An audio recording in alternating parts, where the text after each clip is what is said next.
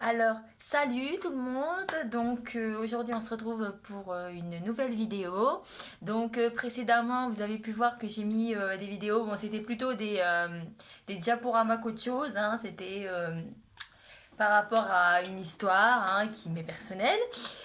Donc aujourd'hui on se retrouve pour une nouvelle vidéo. Donc aujourd'hui on va étudier des animaux.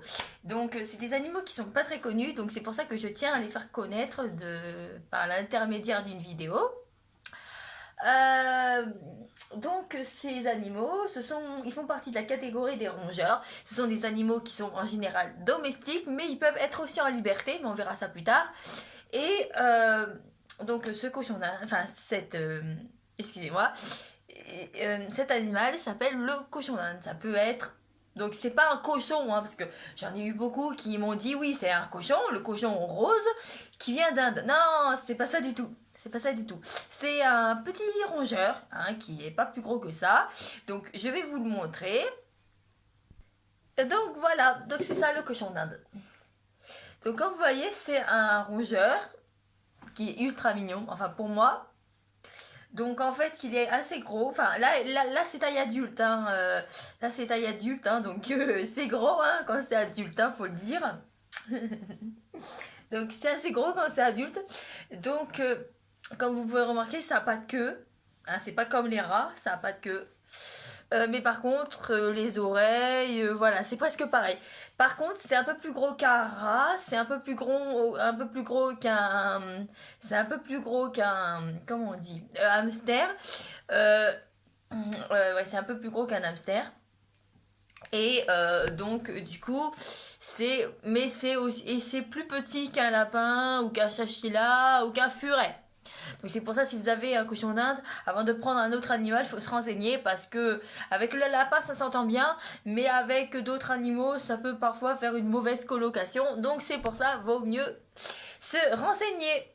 Donc comme vous voyez là, c'est un cochon d'Inde taille adulte. Donc bon, je vais vous le présenter quand même, hein. Donc il s'appelle Natsu. Je sais pas si vous connaissez Fairy Tail, hein, son nom vient de là. Donc Natsu, c'est mon petit cochon d'Inde que j'ai depuis 2 ans maintenant. Il a 2 ans. Donc je l'ai depuis 2 ans.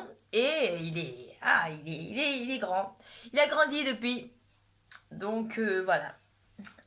Maintenant, je vais vous en montrer un autre qui est plus petit. Donc je reviens de suite. Donc voilà, donc voilà, deuxième cochon d'Inde.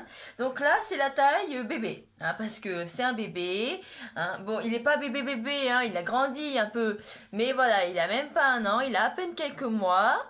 Donc voilà, vous avez vu à quoi ça. Donc là, il n'a pas encore atteint sa taille adulte, hein, il est encore à sa taille enfant, si vous préférez. Il va grossir, hein, il va pas rester comme ça, hein. Hein, il va devenir comme l'autre que je vous ai montré, comme Natsu. Donc lui il s'appelle Noisette. Donc si je l'ai appelé Noisette, c'est, vous imaginez bien que c'est à la couleur de ses poils, hein. Et donc voilà. C'est un petit cochon d'Inde adorable. Donc voilà. Par contre, il peut avoir des fois des altercations entre le petit et le grand. Parce que ce sont des mâles, hein, les deux, hein, ce sont des mâles, je le précise.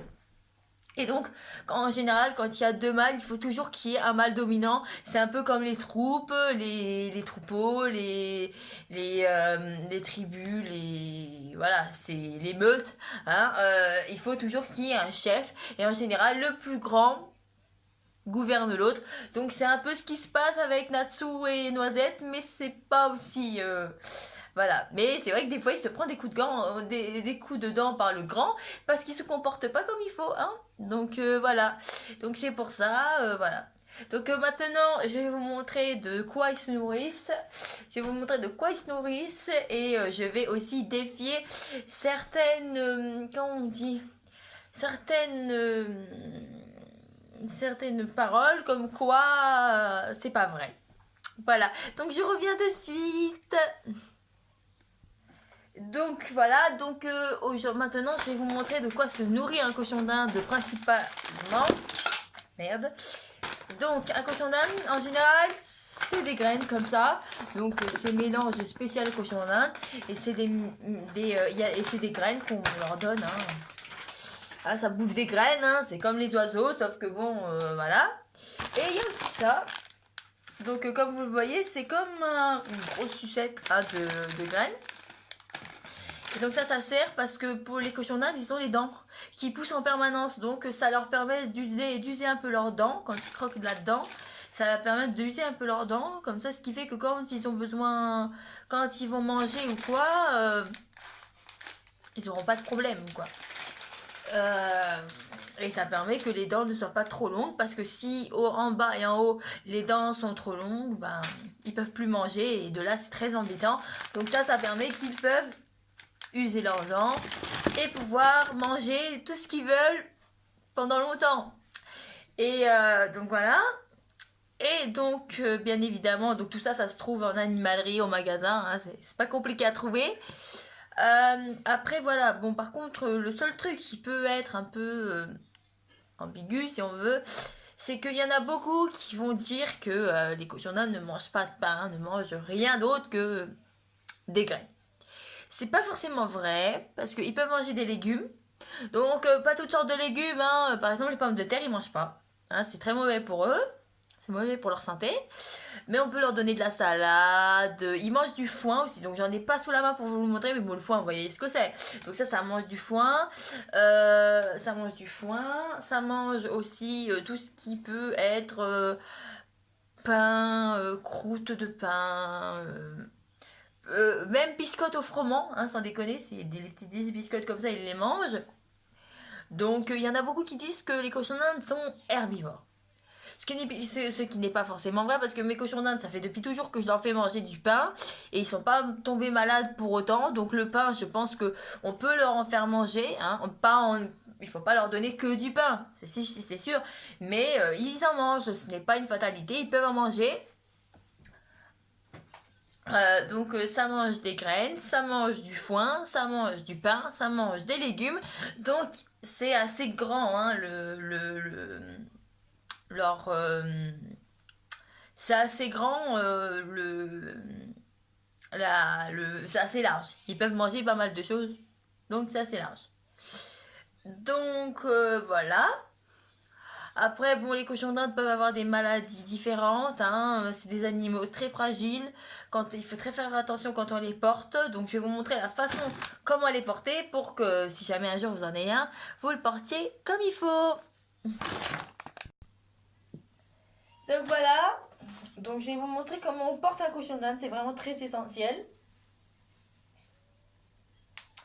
Vous le prenez, alors vous le mettez comme ça, bien face à votre poitrine.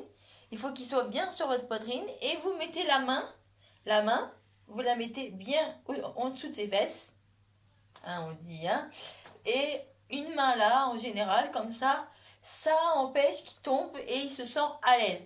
Par contre, il y a quelque chose à éviter que mon conjoint fait souvent, c'est porter les cochons d'Inde comme ça. Donc non, ça non, parce qu'ils aiment pas. C'est sur le dos, ils aiment pas. Donc il faut mieux les porter comme ça. Ou vous pouvez aussi très bien les porter comme ça. Donc vous mettez une main là, l'autre là, et comme ça. Comme ça évite qu'ils tombent et qu'ils se fassent mal. Voilà. Et aussi un autre endroit à éviter, c'est de les mettre sur votre épaule. Comme ça. Ça aussi, c'est à éviter. Donc je le dis en connaissance de cause.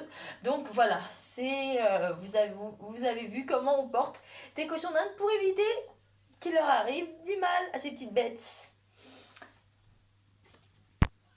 Donc voilà. Donc je vous ai montré de quoi les cochons d'Inde se nourrissent.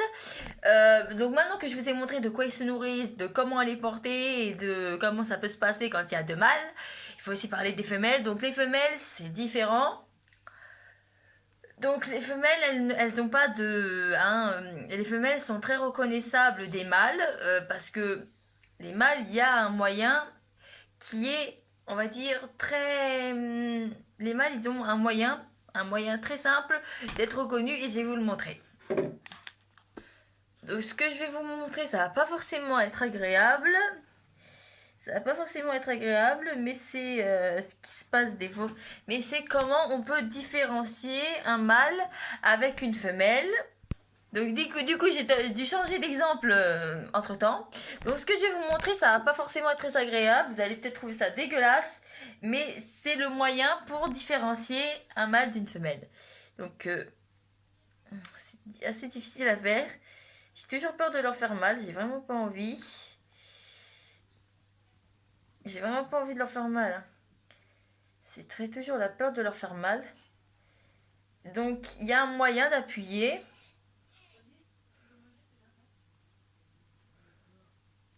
Donc il y a un moyen pour reconnaître le mâle des femelles.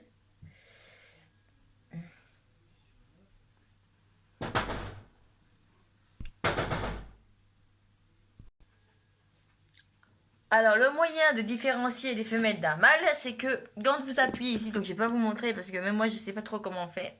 Mais j'ai vu ça dans les animaleries, donc vous appuyez un petit peu ici, là, au niveau de ces, ben faut le dire, hein, de ces boules. Et si vous appuyez bien, vous verrez que il y a sa petite zigounette qui sort. Donc si ça, s'il y a ça, c'est que c'est un garçon. S'il n'y a pas, c'est que c'est une femelle. Donc voilà.